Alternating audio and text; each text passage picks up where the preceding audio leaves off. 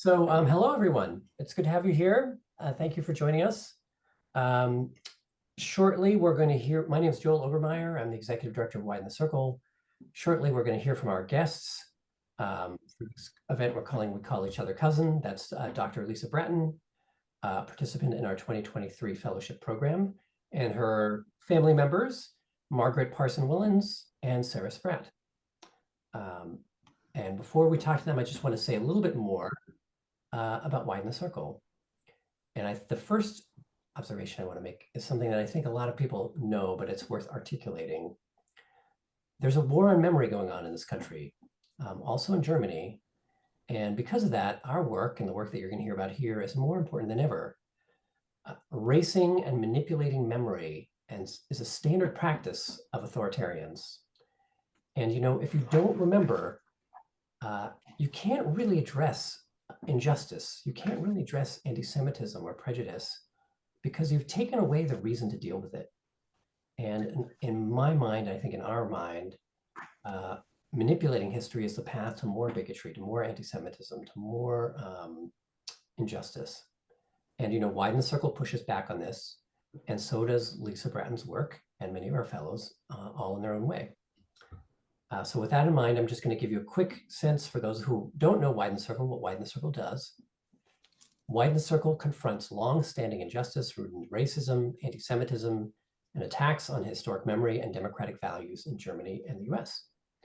We empower amazing local people that we call remembrance activists who expose legacies of persecution and use the lessons of history to bring communities together and promote healing. How do we do that? We have 3 programs. We have a network of people doing amazing work in Germany. These are remembrance activists. We have an awards program for people doing this work in Germany.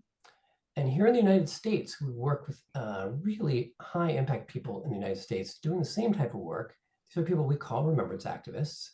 And they're doing projects like memorializing the Underground Railroad, figuring out what kind of site, both from a memory site and from an education site, belongs at the Tree of Life in Pittsburgh, or someone like Lisa Bratton, who's with us here today, who's both a historian and has done a tremendous amount of work on her own family. We have a fellowship program that connects people doing this kind of work in the United States to one another and to people doing this work in Germany. And we are working on building a network in the US, a little bit like what we have in Germany. The fellowship is a year-long program anchored by an immersive educational experience that takes place mainly in Berlin. It's followed by a set of experiences that turn the fellows into sort of brain trust to help one another make progress, collaborate, and also to gain inspiration. And we will talk about the program, the impact of this program with Lisa a little bit later, which I think will be great. But in the meanwhile, I would really like to get to kind of more of our story, if you will. And the way to do that is to bring up our guests. So I'm going to introduce them one by one. First, Lisa Bratton, Dr. Lisa Bratton joins us, right? Lisa, it's from South Carolina right now, correct? Yes. Yeah, okay, cool. I am in Myrtle Beach, South Carolina. That works for me, works for me. Dr. Lisa Bratton is a historian at Tuskegee University and a 2023 Berlin Fellow with Widen the Circle. Lisa is the great-great-granddaughter, I hope I got that right, of people who were enslaved at Historic Brattonsville Plantation in York County, South Carolina. In recent years, Lisa has gotten involved in helping Historic Brattonsville tell a more balanced story about its history. Lisa also convened regular virtual meetings between the descendants of those who were enslaved at the plantation and the descendants of the white families that owned slaves there. And with that in mind, maybe we can get a couple of your cousins on here. So we'll hear from 2 of Lisa's relatives who've been involved in this work. First, let's add Margaret Willens. Willens. I have it correctly spelled here, and somehow I said it wrong. So Margaret, thank you for joining us. Margaret is an accountant who lives about 3 miles from historic Brattonsville on land, let me see if I get this right, where her father once grew cotton. She was a civil rights activist in the 1960s who helped force the desegregation of lunch counters and retail stores. Thank you, Margaret, for joining us. Mm-hmm. And then let's add Dr. Sarah Spratt, who lives in Arlington, Massachusetts. strangely enough, just like I do. And she is the chief of psychiatric services at the Tewksbury Hospital in Massachusetts. And she teaches psychiatry at UMass Chan Medical School and Tufts Medical School. She is descended from the family that owned historic Brattonsville. Welcome, Sarah. It's great to have you. Thanks, Joel. You bet. Before I get started with the questions for these three, I just wanted to welcome. There are some other members of the Bratton family who are in the audience. I'm not sure how many of you there are, but I know I've seen some. For those of you who feel comfortable doing so, could you please just wave at the rest of us? Waving is good. And then also, would you be willing to, in the chat, write your name, write where you are, could be anywhere, and literally just 2 words that just represent how you feel about being in contact with the other branch of your family, or maybe the impact it's had on you, either one, but just a couple words so we can have a little bit of your voice here in chat. Fabulous. Okay, with that in mind, let's start into this. Lisa, I'm going to start with you. As I understand it, Historic Brattonsville is a 800-acre kind of living museum, complete with people dressed in period costumes. It was home to Colonel John Bratton, a Revolutionary War hero, as I understand it. And it was also a plantation where enslaved people lived. I was just wondering if you could briefly summarize how you first got involved with Historic Brattonsville and, and that sort of thing. Okay, thank you. First of all, it's an honor to be here, and it's wonderful to see everyone. I first learned about Brattonsville when I was a child. I'm from Vallejo, California, and my father would take us to Brattonsville, and I thought we were rich. It said Bratton, so that must mean we're rich. And I got a little older, and I really thought that if you drive around in the South long enough, everybody has a plantation. You just have to find where yours is. And so I didn't really think Brattonsville was very special. And of course, now I know that out of all my friends, all of my associates, I believe I'm the only person, almost the only person who has a plantation that they can go back to. So I now really see Brattonsville for the unique and amazing place that it is. And I will just say this too, in addition to having a physical location, Brattonsville has preserved over 150 years of the plantation records that are at the University of South Carolina. So it really is an absolutely very, very, very unique place. Having that many plantation records is almost unheard of in African-American history as it relates to enslavement. Makes sense. Makes sense.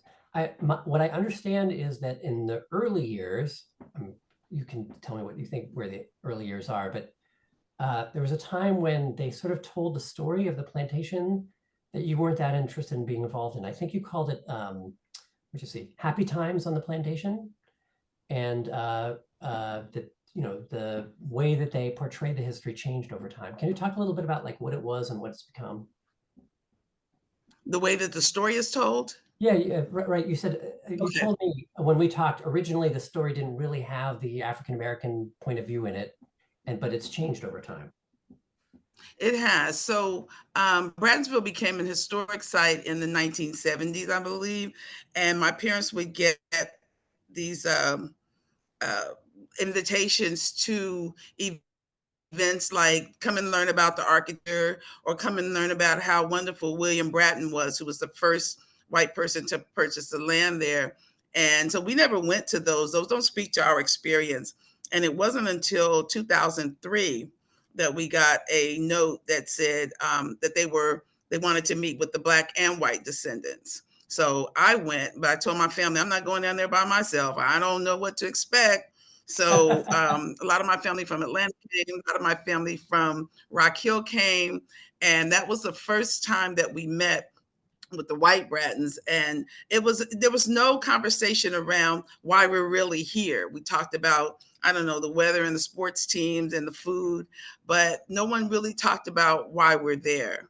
So the invitation also said to bring, if you have any memorabilia, to bring that. So I get my ancestors down off the wall and put them in a bag, and off we go to Rock Hill, go to Brattonsville. And So the meeting was ending, and they said, "All right, everyone, thanks for coming." And I raised my hand. I said, "Well, the invitation said bring your ancestors." So I brought my ancestors, and people were really interested to hear about that. And for me, was really the beginning of a closer relationship and a meaningful relationship that I have with Brattonsville. Great. Can I ask you to just give a little sense of how things changed over time, right? 2003, when they asked you to bring that stuff, but didn't actually refer to it. And as I understand it, like things have changed. Can you give us a little bit of sense of that? And then I want to kind of broaden things out a little bit more. From 2003 to the present, because it's a little Yeah, my hard to understanding hear is you. I they think tell it's the my story a little computer. differently, and they have events to bring together African American descendants and things like that. Just am I right, Lisa? You were involved in that a bit, like kind of those changes. In the African American, I'm sorry, it's a Sorry. little So hard to hear you. let me try it again. So as I understand it, the story that's told at Brattonsville, the history that's told, has changed a little bit since 2003, and you were involved in those changes. Can you talk about that a little bit?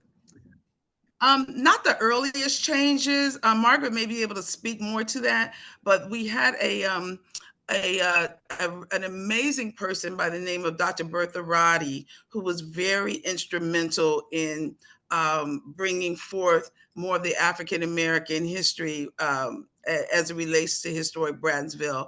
Margaret was involved was heavily involved before I was, but that was really with Dr. Roddy's intervention and work with Brattonsville really brought us into telling more of the African American story. I remember going there once and asked about James Rufus Bratton, who was a Klan leader, and also I've come to find out now my blood relative, Sarah's blood relative. And they said to me, "Oh, well, we'll talk about that. Let's not talk about that in the group. I'll talk about that. I'll share that story with you at another time, maybe, in another few minutes, just one-on-one." But now that has come full circle, we now have a marker at Historic Brattonsville that talks about that lynching, that commemorates the lynching of Mr. Jim Williams. This is one that Rufus Bratton was involved in, right? Exactly. Yeah. Okay. So I'm going to jump forward now because this will allow me to bring in Sarah and Margaret. Can you tell me, Lisa, a little bit about how did you start conversations between your family, and I'll call them the descendants of the family that owned the plantation? I know you guys call them the white Brattons and the black Brattons, but I'll let you say that. But how did this start? Okay, so for a long time, I wanted to have a conversation with the white Brattons. And I had met Sarah's father, who was a US congressman. I met him at that event in 2003. So I knew him, and I had met Susan Spratt, who's also on the line, his daughter. I met her briefly, but I really wanted to get more of the white Brattons involved. So I asked Historic Brattonsville for help. They were very, very hesitant. I think they thought it was going to be, a fight or an argument, which I have no interest in that. But I just wanted to talk. We have a shared history, so let's have a conversation.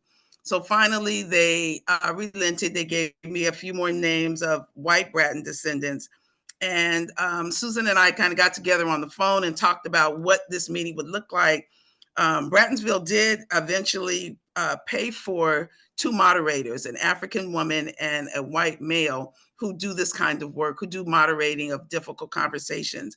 And we started out in January of 2021 with our first meeting. So our professional moderators worked with us January and February, and then we took they gave us some guidance what we could do for another two meetings. But we have been meeting as every month since January of 2021. We have not missed a month. We also travel together. We are working on a quilt together that we only sew while we're at Brattonsville. So it's going to take a while, but it's a project that we're working on together and gotten some of the next generation involved. We've been to Sarah and I have been to a plantation together. Catherine and I have been to a plantation together. Sarah and I traveled to Austria year before last, I believe, to talk about, we were on a panel at a conference talking about the work that we do. So we've also I'll stop there because I want other people to be able to add All right. to. Maybe someone else can talk about the cemetery and Yeah, other sure. projects that we're working I on promise we'll together. get there. I just want to confirm something. So basically, you guys have been meeting monthly, primarily on Zoom, but sometimes in person over the last, Yes. you said 2021. So I'm thinking 4 years. Luckily, my math works today. And great. So maybe this is a good time for me to turn to your other relatives. So Margaret, I'm going to start with you. Uh, so how did it feel at the beginning when you got involved in these conversations between your Brattons and the Brattons who were obviously descended from slave owners? Like, how did it feel at the beginning? And we'll need you to unmute.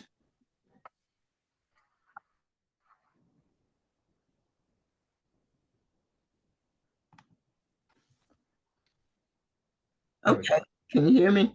Yep, can hear you just fine. Okay. Okay, thank you for having me on. In the beginning, I really didn't know what to feel.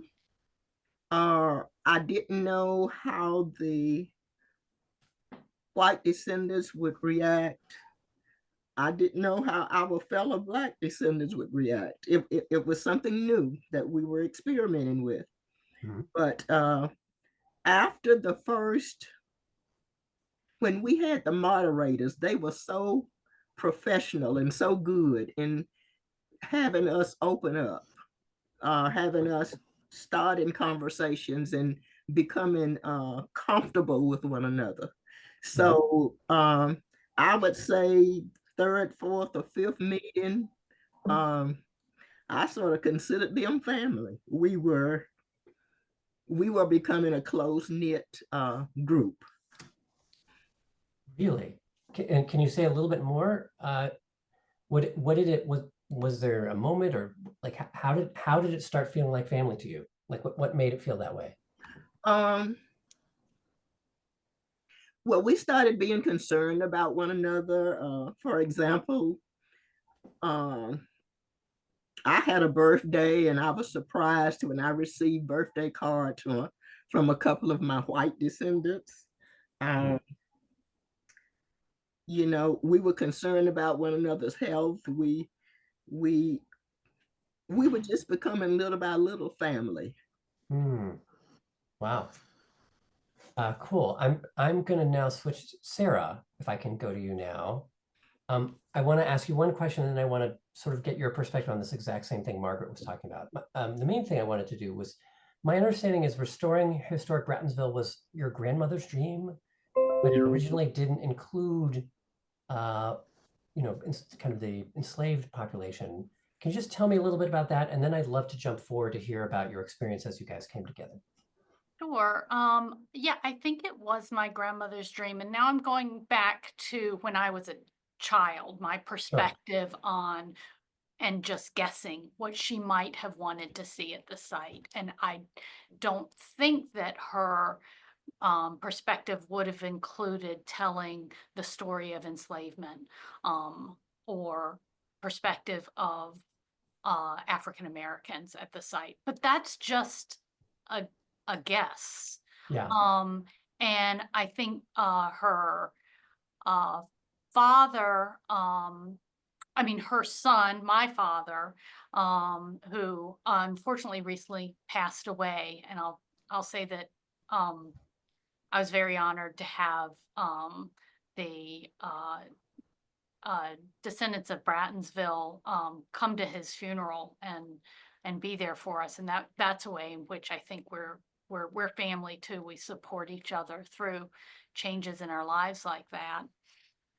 Um, my father, I think, had a different perspective. I think with different generations, we've been able to confront the history more honestly. Um, I do live in Arlington, Massachusetts, and back in 2003, I was probably more concerned with my own life. I'd left South Carolina behind. I think living in Massachusetts was a deliberate decision for me to go to what I saw was a more progressive place. And Hmm. maybe part of it was like, can I escape the heaviness of this history, right? My family story. But I think you can't escape history, and it's you have to deal with what happened honestly. What I appreciate about the group is that we're people that connect interpersonally. If there's shame there, we are able to acknowledge it, and talk about our feelings. This has grown over the last 3 or 4 years, I think, in terms of our feeling comfortable sharing the extent of our feelings. And we're looking at the history together, as Okay, people. great. And how does that impact what's happening today? And I loved your remembrance activists phrase. I hadn't heard that Yeah. before, and I feel like that's a term we can embrace in our group. Nice, nice. Always a good thing. Let me just continue down the path to kind of bring these things together a little bit. Sarah, can you talk about when you all started getting together? Margaret gave us a sense of how it felt for her. Can you talk about what it was like for you? And particularly, I'm interested in this question of becoming family and It how that felt a happened. little scary at first, but it also felt really important to to to be there. And I remember one of the facilitators put up a picture of a tiger, and she said, you know, the history of the hunt of a tiger is different when it's told from the perspective of the hunter versus the tiger, and maybe this is about respecting different perspectives. Sounds like that had a made a real impression on you. Sarah, can you talk a little bit about, from your perspective, how did you feel you began to become a family? I Like, think was there a moment that made, I'm sorry, keep going. yeah. Well, one thing that I really enjoyed too was the connections one-on-one with various people. So we've done different things to provide that, because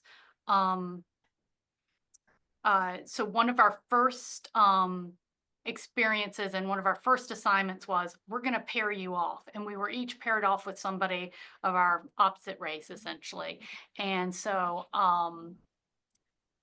we told our story to that person, and they told our story to us, and then we had to introduce each other. Sure. And then we've had subsequent experiences where we did we called it speed chatting. We sat on either side of the table, and this was actually in person, because we have really good representation, and a lot of people come in September. Second Saturday in September is an event called By the Sweat of Our Brows at Historic Brattonsville, and we've started to meet the evening before to really connect in person as well, not just in Zoom. So And kind so of almost like a family reunion, you mean? it is kind of like a family Yeah. reunion. We've talked about, should we have a family reunion apart from Historic Brattonsville events? Because our relationship with Historic Brattonsville, they attend our Zooms, they stay mostly quiet, they tell us what's going on at Historic Brattonsville. We give our kind of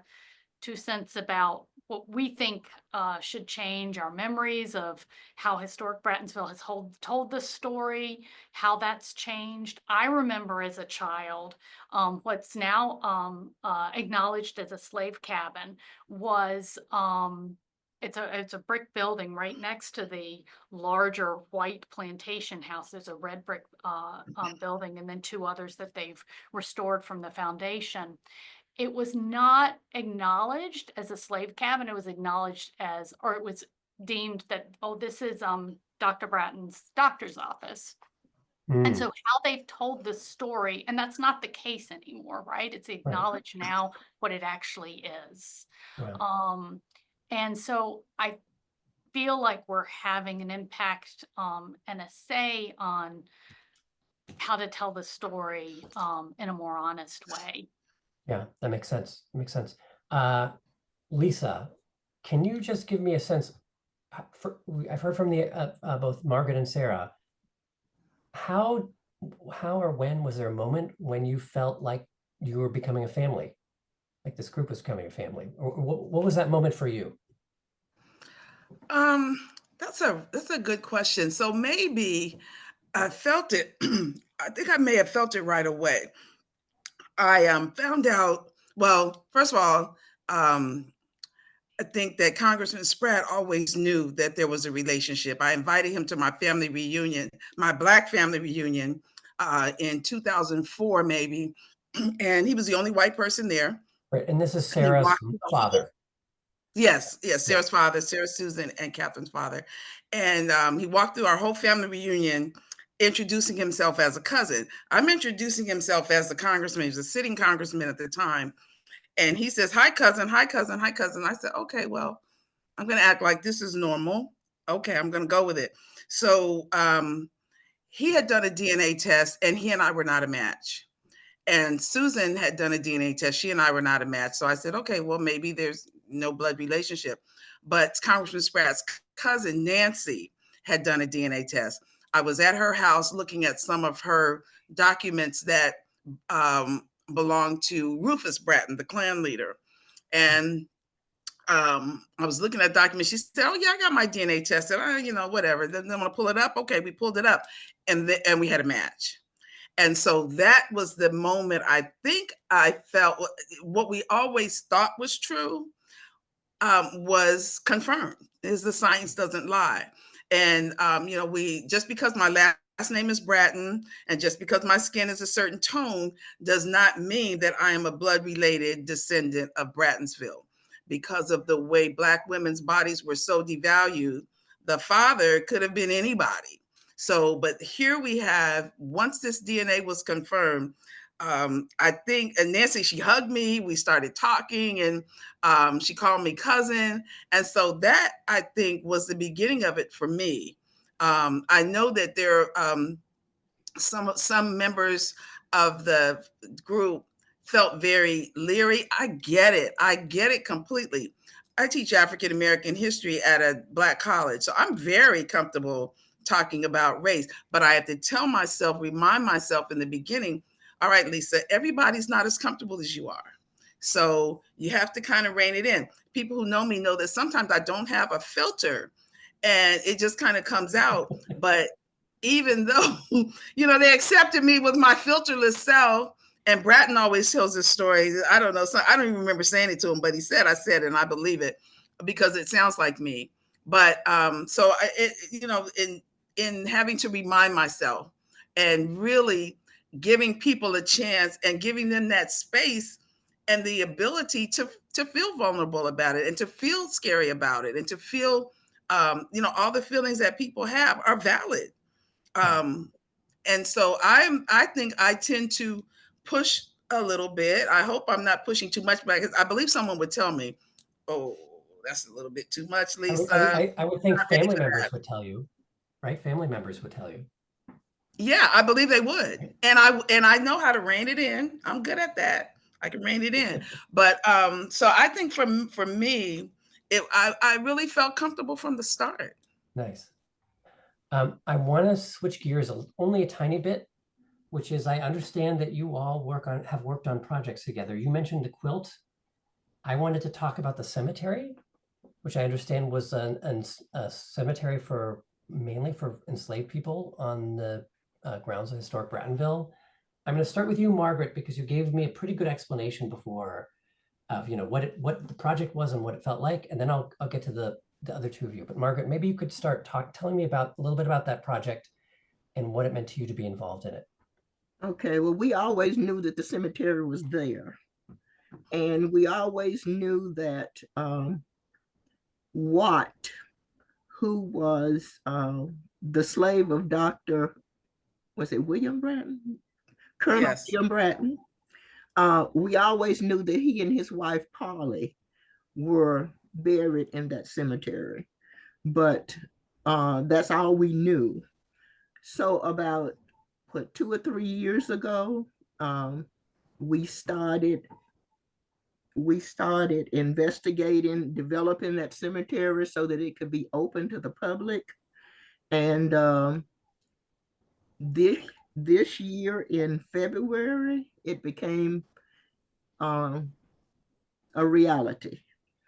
We started out with 48, I believe, graves, and we ended up with 433, 81. I think 481. 481 graves. Wow. Um, for me, I felt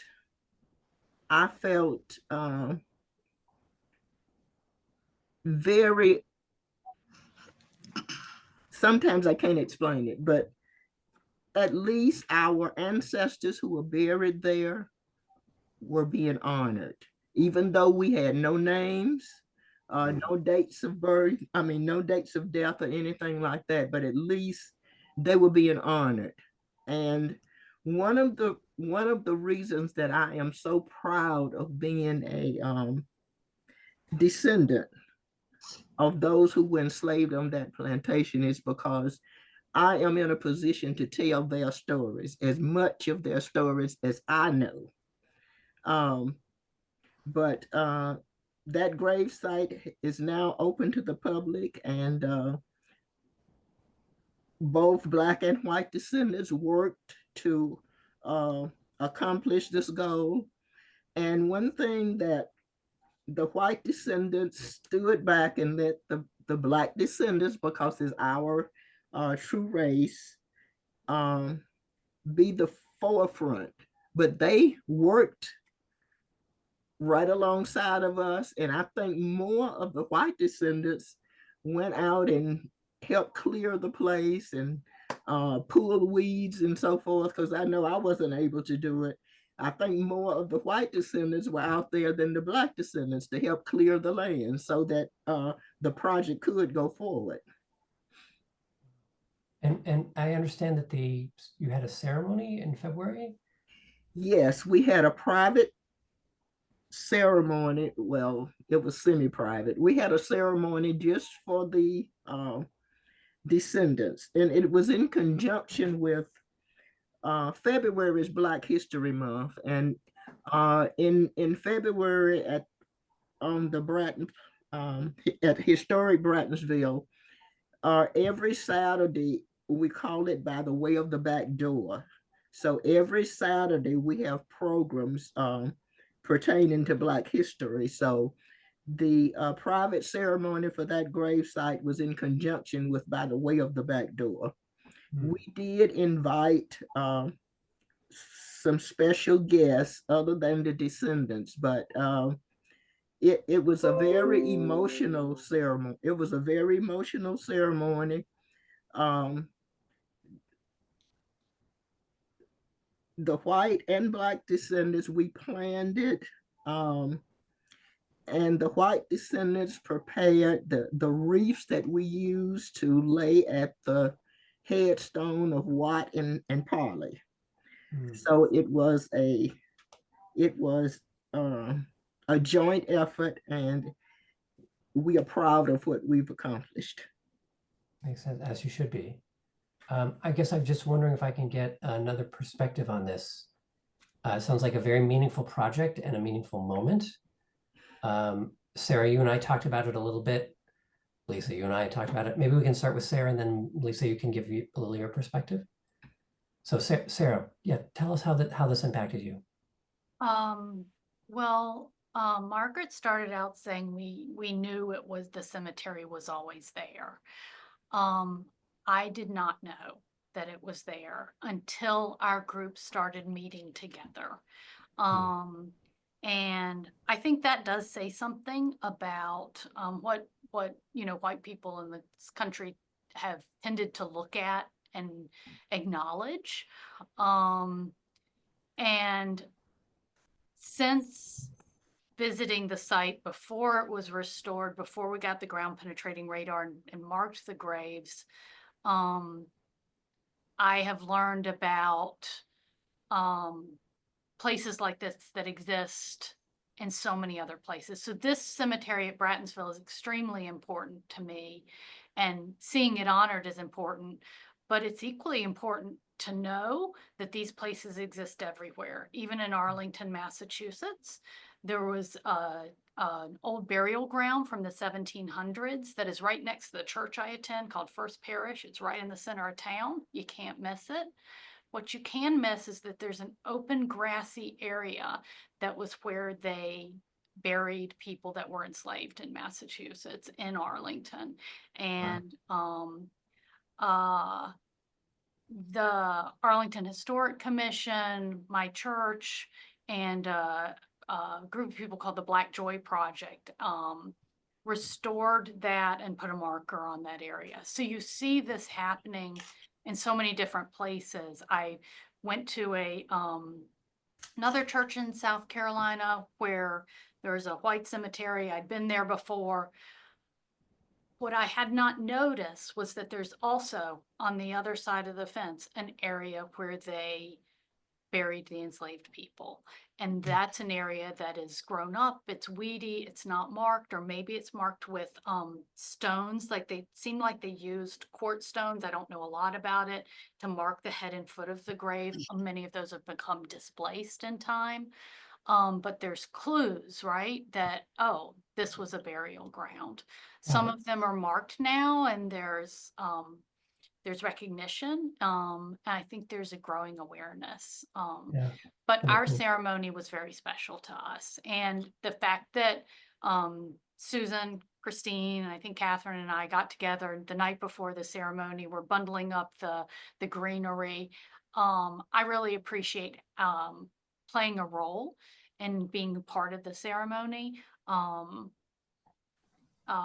it felt like it was something we were doing together. So that was really, it was very important to me. Great. I'll just say, Lisa, do you have anything you want to add? I didn't want to prevent you from speaking.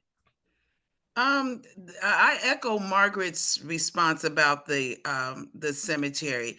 I mean, I've DNA matched with Margaret. I DNA matched with Sarah, and I know there are relatives of mine who are buried at that site, and I just feel really, I don't even know the words for it, honored and happy and humbled, really, to be able to have been even played even a small part in having them having their graves marked. I mean, it really was an amazing day, an amazing time for all of us, I think.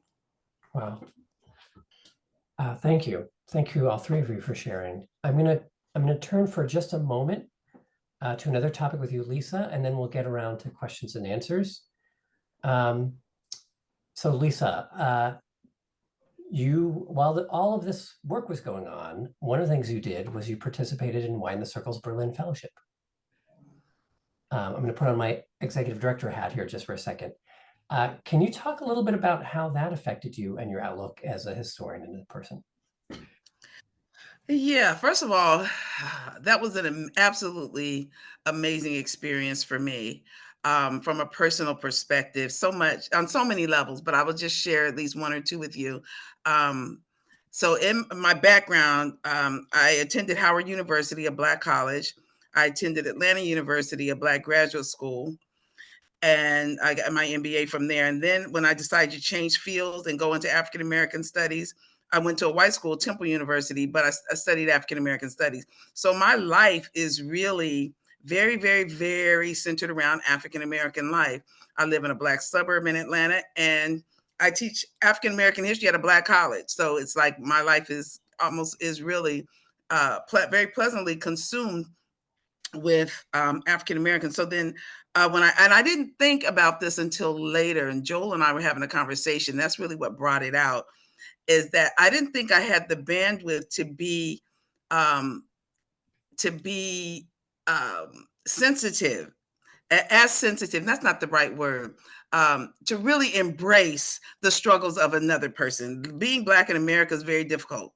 All right. So I didn't think that I had the ability to just really embrace someone else's struggle. So I really did understand, as a result of being at the fellowship, I really did. It opened me up in so many ways, but opened me up.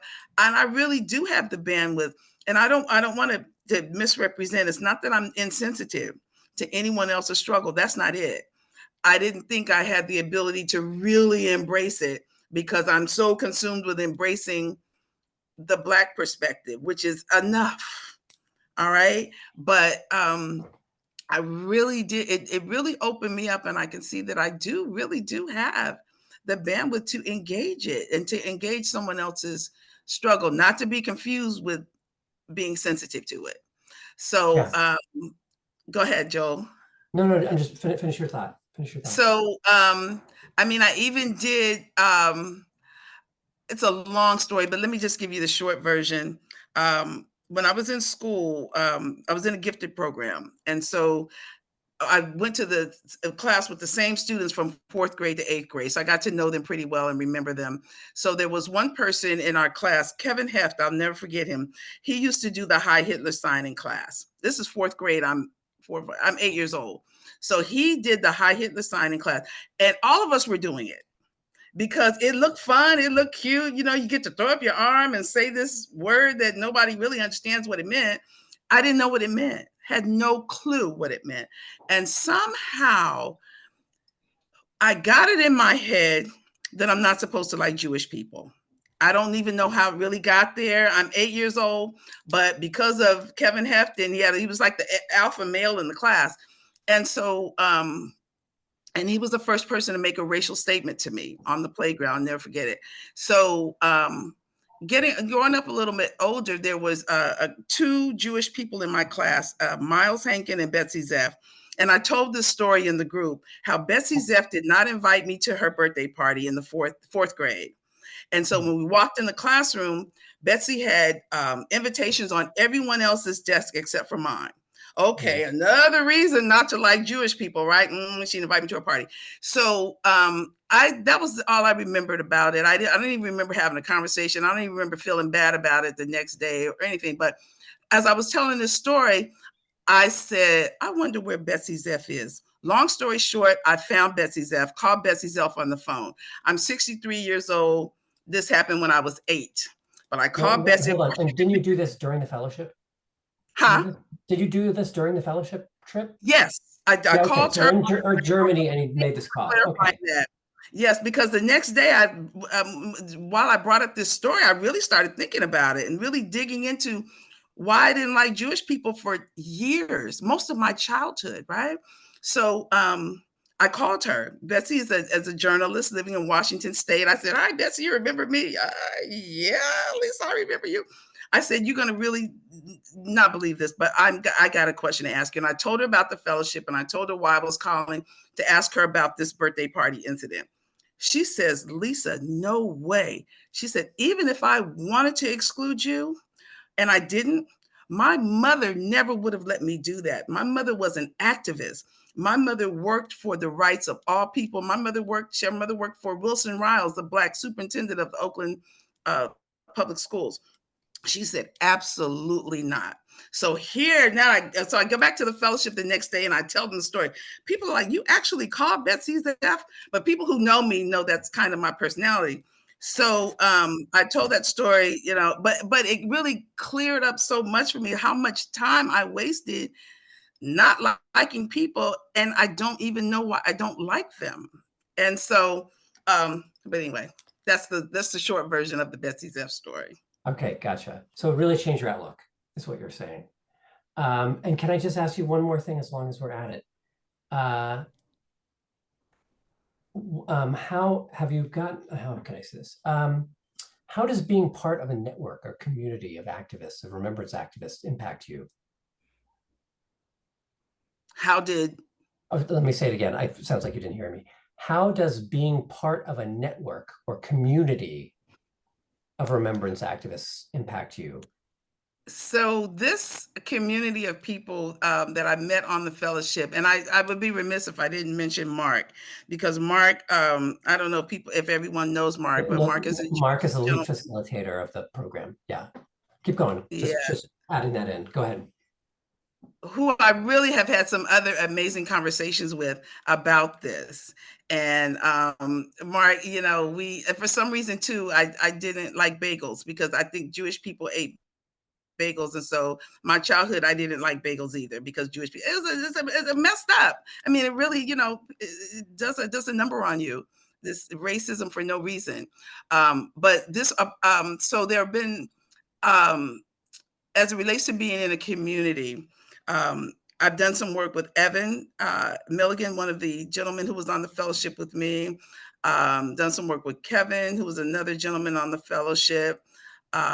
Went to a Jewish synagogue while we were in Germany with one of the, she's a white Jewish person who took me to a Jewish synagogue. I had never been to one ever. And so it's just really widened my circle. And it really has expanded me it's been good for me as a human to really address some of the early craziness in my head, and avoidance of people because I've got some childhood still, Yeah. mess and ignorance going on in my head. So this, but being part of this community, everyone, and the beautiful part of being on the fellowship, I will just say this: no matter who you sat next to, wherever you are, and whoever you happen to have breakfast with or lunch with, everybody was interesting and everybody had a story to tell. And what I really liked about them is everyone was really committed to the project they were working on, and everyone else got it. You don't have to explain why your project is important. But everyone got it. And it was just really a blessing, and it made me a better human being. Wow. Just want to be clear, I did not pay you to say that. No, you didn't. All right, here's what I'd like to do. I'd like to open things up to questions and comments and things. I have a few here that have been in chat. I would just say if you have a question or comment you want to put in chat, feel free. Rebecca, my colleague Rebecca, I'll take the questions that are here because there are only 3 of them. I think I can handle that. If there's a lot of other comments we need to go through, certainly you can join us. So Susan Dickinson asks, what do people feel about the term reparations? Is that a relevant or accurate way to describe the work? Or is remembrance activists a different thing altogether that's more collaborative? I'm going to let you guys answer it. I haven't answered this different just because I'm the remembrance activism guy, but I'm not really the reparations person. So in terms of knowledge, so maybe who would like to talk about that a little bit? Sarah, you want to Margaret, start? would you like to? Margaret, I'm sorry, Margaret. Margaret, do you want to start? No. No, okay. So Sarah wants to start. We have talked about reparations, what that word means, and why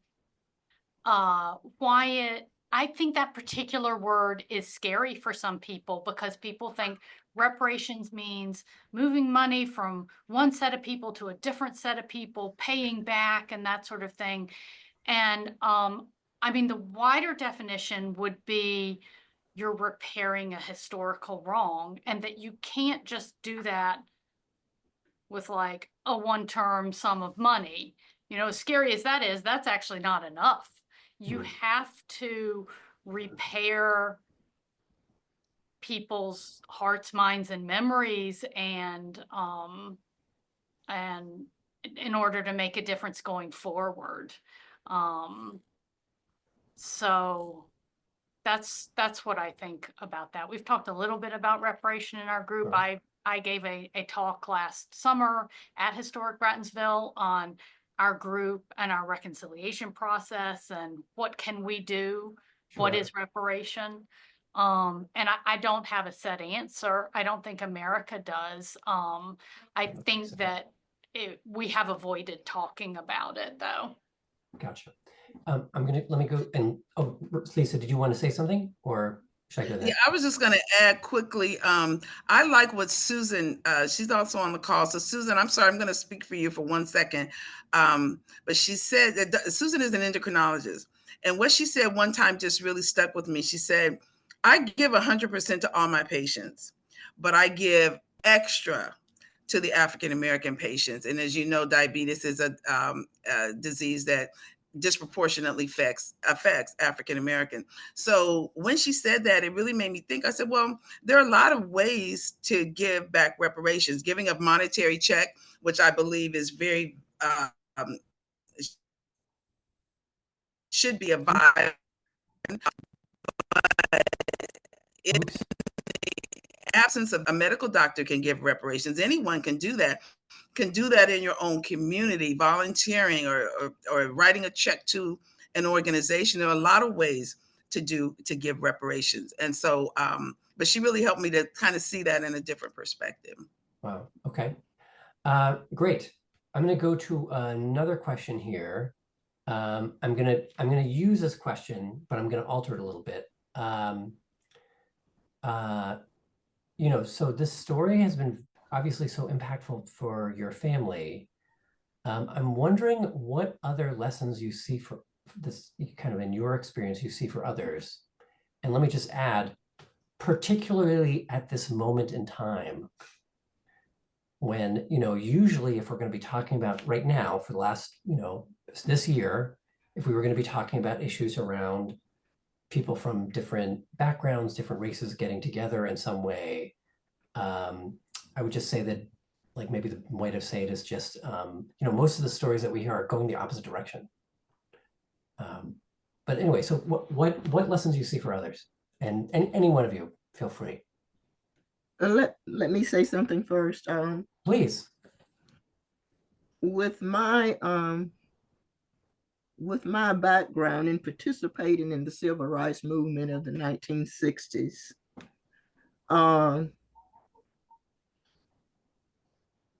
I felt for a long time that we had accomplished a lot, which we did.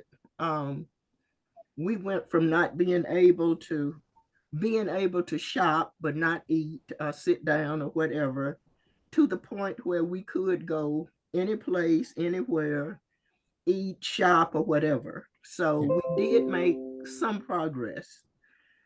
But then it begun to feel like you take one step forward and 3 steps backward. When our group got together, I felt that this was a tool. We would be a tool to show the rest of the world that we can, as a people of different races, different backgrounds, have relationships and move forward. I feel that we are an example that deserve to be shared with other people, which is going to make this a better world. Well said. Sarah, Lisa, do you have anything you want to add? Well, interestingly, I had wrote down the phrase 2 steps forward, 1 step back, because sometimes it seems like we're taking so many steps back, and the hope is that we're taking more steps forward than backwards. Right now, it's like, you know, equity and inclusion, for God's sakes, are apparently bad words in some circles in the United States of America. And you know, you have to maintain hope and do what you can on a local level, having opportunities like this to talk about what we've done as a small group of people is valuable, because if we can share our message, we find out about other people doing similar work, you know, other groups of people doing similar work, sort of, I don't want to say fighting the same fight, but it is that to a certain extent. And I'd used in my presentation a quote by Martin Luther King where he said, the arc of justice is long, but it bends towards, or the arc of the universe is long, but it bends towards justice. And I said, you know, I think that's really only true if you got people bending it in that direction. So it's really important for everybody in an individual and a group basis to work on that. Lisa, if you want, you have something you want to add? I'll just add a little piece that when we do panels together at Brattonsville and we presented at conferences, the biggest I think compliment I think that someone can give is that we inspire them.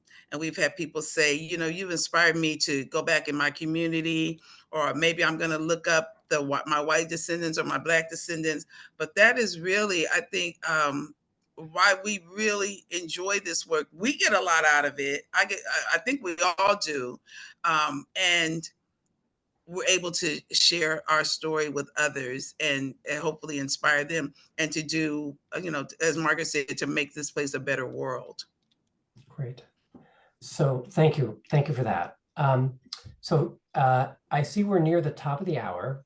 So here's what I'm going to do. I'm going to do a little bit of Widen the Circle stuff just for a second, just for the people who need to leave at the end of the hour.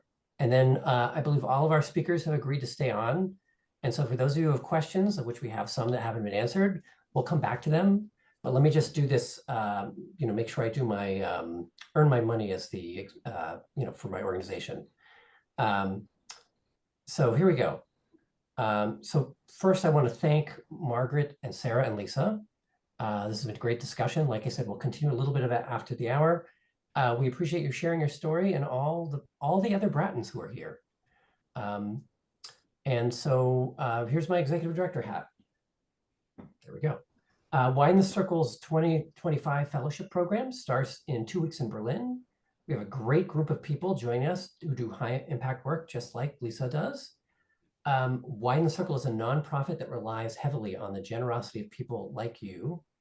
And we would be very grateful if you would consider, those of you who are here who can, making a donation. It's the only way we can continue our work and with great people like Lisa and her family. And so your support is especially welcome in these times. We have a donation page on our website, which is widenthecircle.org. If you go to the top right of the page, you'll see something that says donate. Another way you can help us beyond monetary support is you can help us widen our circle. So we'd love to talk to any of you who might be interested in hosting an event or connecting us to an organization you're involved in, like a synagogue or something else. You can also help us simply by connecting. We will put those of you registered for this event on our mailing list. We will send you powerful stories about this kind of work from time to time. Please read them and please share them with other people you think might be interested. So again, thank you for participating in this event. And for those of you who need to go at 1, please go right ahead. For those of you who have questions that we haven't answered yet, I'm going to continue back to our guests. So great. Next question. A question from Dan. Have any local schools brought students to the plantation and given them a chance to see the cemetery and hear the story that you all tell? And if so, given the war on memory, is it becoming harder to organize those types of things? I guess I would just say any one of the 3 of you would like to talk about that. Historic Brattonsville have relationships with the school districts in our area. Mm-hmm. There are 4 school districts in our area. And there are also school districts from other cities and states that on occasion bring their children to Historic Brattonsville. As far as them being at our special programs when the descendants are together, mm-hmm. That's something we're going to have to work on.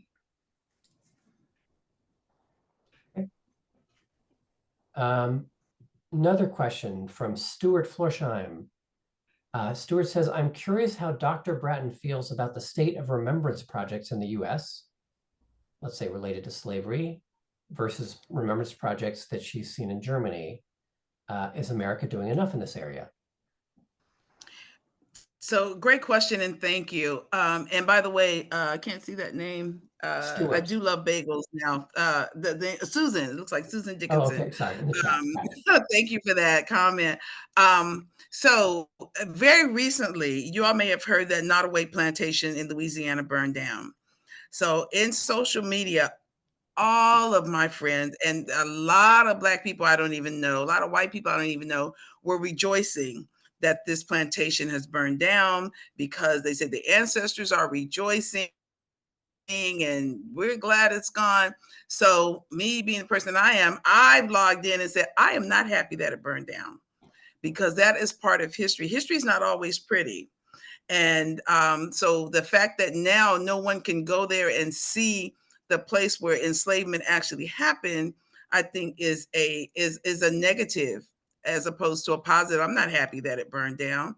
And so I got a lot of flack for that. People jumped in on me, Lisa, I cannot believe that you are not happy. Well, believe it, because I'm not. So I, told them about Historic Brattonsville. I would be beyond devastated. I don't even want to say it out loud, that if any negative action ever happened to Brattonsville, I would be beyond devastated.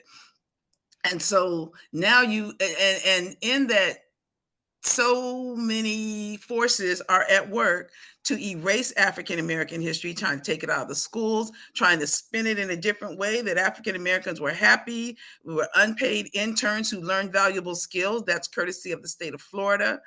And so if these plantations burn down, it is possible that the American government or the force powers that be can say, well, it never happened. It was a myth. 500 years from now, oh, slavery, that was a legend.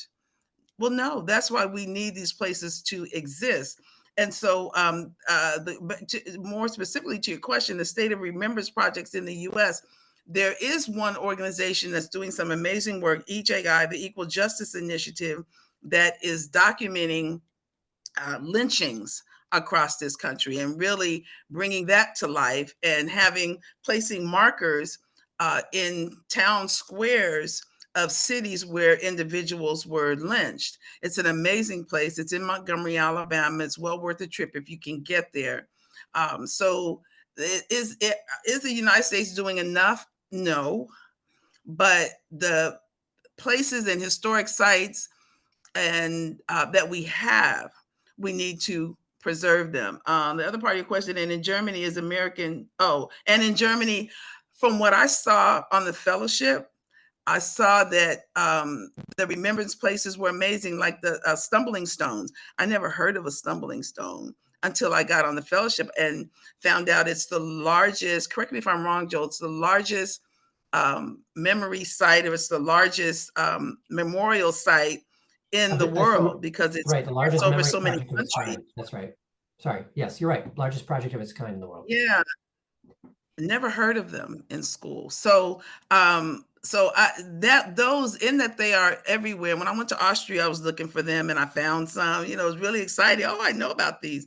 So that's a major start. Germany doesn't do what the United States does, which is commemorate the losers. We've got Confederate this, and we've got all kinds of sites that are named for Confederates that people really do celebrate.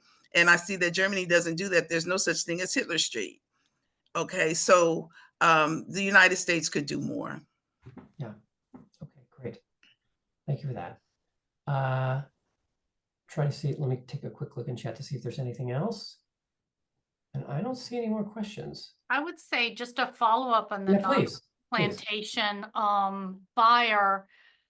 The number one, and I didn't comment on social media about it one way or the other, but the number one reason I saw for people saying, I'm glad it's burned down, was then we would say this was a place that was used as a hotel and an event space. It wasn't, and I've never been there, so I don't know, but I don't know that they were. I think the issue was like, were they really telling the history, or were they erasing history by overlaying on it? Oh, this is a beautiful house where you can have your wedding. So it's, in a way, it was sort of an erasure of it's an erasure of the history to have it as an event and celebratory space.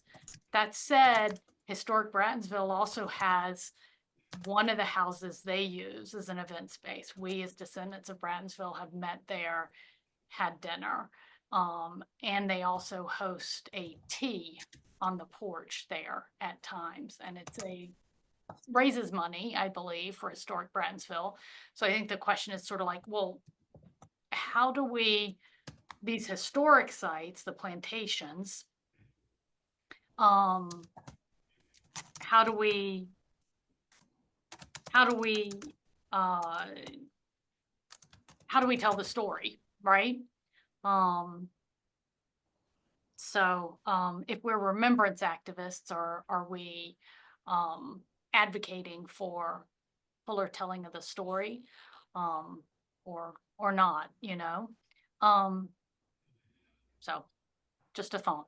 Yeah, very good. So I'm just taking one last look at the chat. I don't see any more questions. So I guess we've told them everything that they could possibly know. But seriously, this was great.